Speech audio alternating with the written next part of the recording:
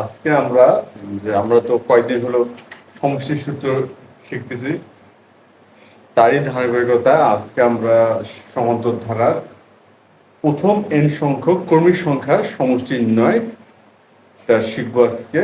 প্রথম n সংখ্যক কর্মী সংখ্যার সমষ্টি নির্ণয়, যেমন কর্মী সংখ্যা 1 2 3 4, এটা হচ্ছে একটা কর্মিক সংখ্যা 1 2 3 4, এবং আমরা সমষ্টি নির্ণয় করবো n সংখ্যক। এখানে অবশ্যই একটা জিনিস খেয়াল করতে হবে, কর্মিক সংখ্যাটা শুরু হতে হবে প্রথম থেকে, প্রথম অর্থাৎ 1 থেকে। প্রথম n সংখ্যক কর্মিক সংখ্যার সমষ্টি, প্রথম n সংখ্যক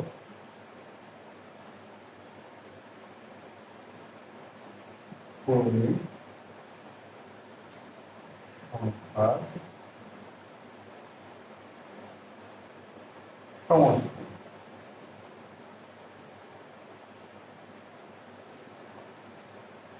প্রথম n সংখ্যক কর্মিক সংখ্যার সমষ্টি। এখন কথা হচ্ছে আমরা এখানে সমষ্টিটা কিভাবে নির্ণয় করব। প্রথম n সংখ্যা আমরা ধরে নিচ্ছি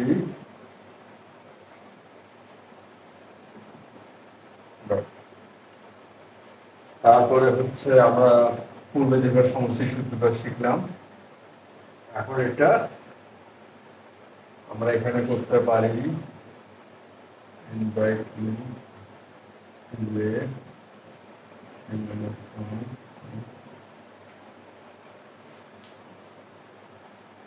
এইটা হচ্ছে আমাদের সমষ্টি সূত্র। এখানে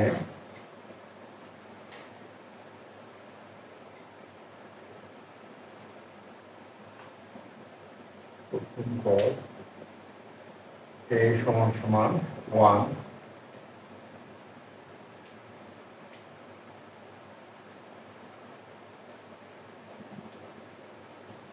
সাধারণত b সমান সমান -1 সমান সমান 1, আর পদ সংখ্যা হচ্ছে n। আমরা উল্লেখ করছি প্রথম n সংখ্যক কর্মী সংখ্যার সমষ্টি, পদ সংখ্যা হচ্ছে কি n। এখন n/2 প্রথম পদ কি 1, n-1 সাধারণত হচ্ছে 1, লিখলাম n/2 n-1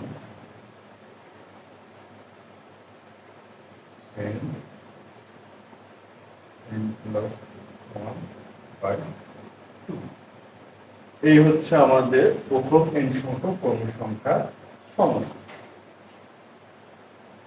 অর্থাৎ এখানে যদি n সংখ্যক আমাদের যদি বলে 10টি সংখ্যা, সেক্ষেত্রে আমরা n এর স্থলে 10 বসাবো। যদি বলে প্রথম n সংখ্যক অর্থাৎ প্রথম 100টি সংখ্যার সমষ্টি কর্মী 100টি, সেক্ষেত্রে আমরা n এর মান 100 বসাবো। এইভাবে আমরা যত সংখ্যক কর্মী সংখ্যার সমষ্টি নির্ণয় করতে বলবে, আমরা শুধুমাত্র n এর ক্ষেত্রে স্থলে তত সংখ্যাটা বসাবো, আমাদের তত সংখ্যক কর্মী সংখ্যার সমষ্টিটা খুব সহজেই চলে আসবে। এই হচ্ছে আমাদের প্রথম n সংখ্যক কর্মী সংখ্যার সমষ্টি নির্ণয়ের সূত্র।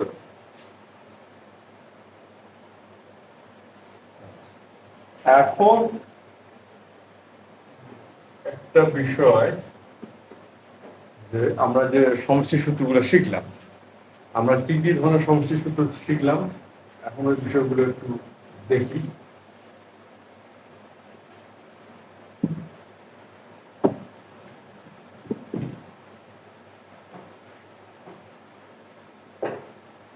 প্রথমে যে সমষ্টি সূত্রটা শিখছি, সমষ্টি a প্লাস b n আমাদের প্রথম সমস্যার সূত্র হচ্ছে এরকম, যেখানে এই হচ্ছে প্রথম পদ, পি হচ্ছে শেষ পদ,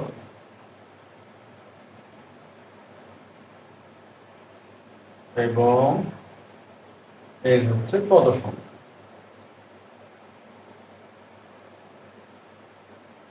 এটা আমাদের প্রথম শেখা সমষ্টির সূত্র। এরপর আমরা শিখছি যে যদি শেষ পদ আমাদের জানা না থাকে, আমরা প্রথম পদ জানি, তারপর হচ্ছে পরপর দুটি পথের পার্থক্য জানি, কিন্তু শেষ পদ জানি না।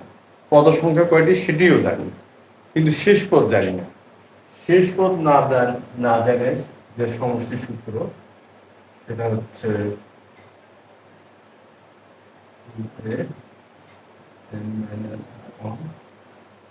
ডি। এখানে ডি হচ্ছে সাধারণ অন্তর,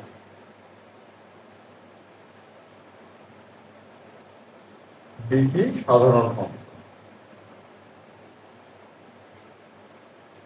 এই সূত্রটা আমরা কোন ক্ষেত্রে প্রয়োগ করব? যে ক্ষেত্রে আমরা শেষ পদ জানবো না। শেষ পদ না জানলে আমরা 2 নম্বর সূত্রটা, আর প্রথম পদ শেষ পদ জানি, সেক্ষেত্রে 1 নম্বর। তারপরে আমরা প্রথম n সংখ্যক জোড় সংখ্যা এবং প্রথম n সংখ্যক বিজোড় সংখ্যার সমষ্টি সূত্র শিখছি।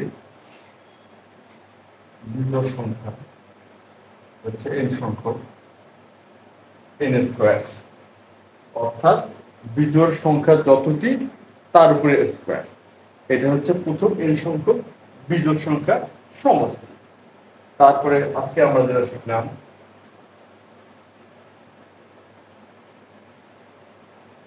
এর আগে আমাদের আসতে হলো জোড় সংখ্যার সমষ্টি। জোড় সংখ্যার ক্ষেত্রে এটা হলো প্রথম n সংখ্যক জোড় সংখ্যার সমষ্টি। আর আজকে হচ্ছে শিখলাম আমরা প্রথম n সংখ্যক ক্রমিক সংখ্যার সমষ্টি।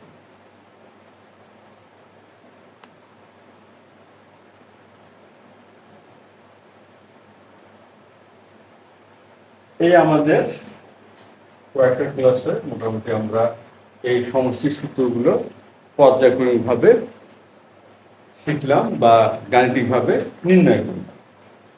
এখন এই সূত্রগুলোর মধ্যে যে আমরা 2 নম্বর সূত্রটাকে সব ক্ষেত্রে আগে রাখতে পারি। 2 নম্বর সূত্রটা এমন একটা সূত্র যে বাকি যে আমরা যে 4টি ক্ষেত্র আছে, আমাদের মোট তো ক্ষেত্র হচ্ছে 5টি, তার মধ্যে 2 নম্বর আমরা বাদ দিলে বাকি যে 4টি ক্ষেত্র আছে, সেই 4টি ক্ষেত্রেও আমরা এই 2 নম্বর সূত্রটা প্রয়োগ করতে পারি। 2 নম্বর সূত্রটা এমন একটা সূত্র যেটা যে কোনো ধরনের সমান্তরাল সমষ্টি নির্ণয় করতে পারা যায় এই 2 নম্বর সূত্রের সাহায্যে।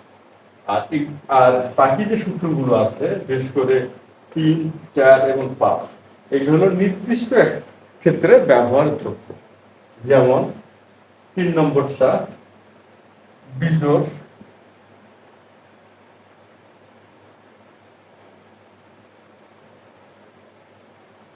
সংখ্যার ক্ষেত্রে, 4 নম্বরটা এটা হচ্ছে জোড় সংখ্যার ক্ষেত্রে, জোড় সংখ্যার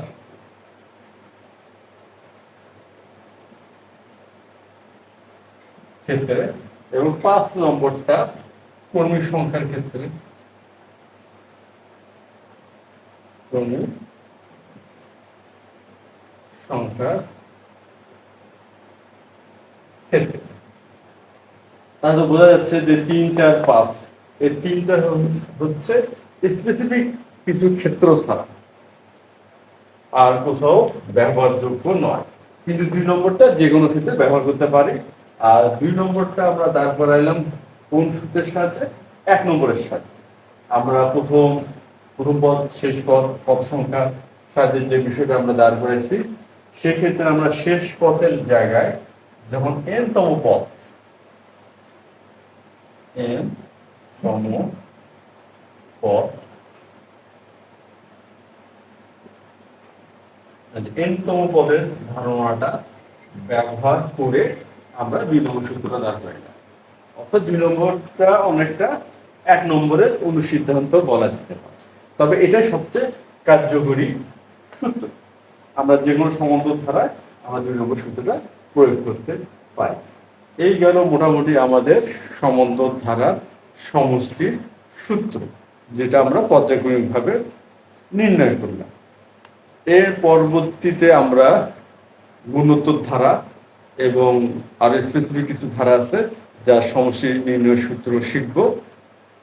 তো আজকে আমাদের যে সমান্তর ধারার বিভিন্ন টাইপের যে সূত্রগুলো আছে ওগুলো আমরা মোটামুটি শিখে ফেললাম।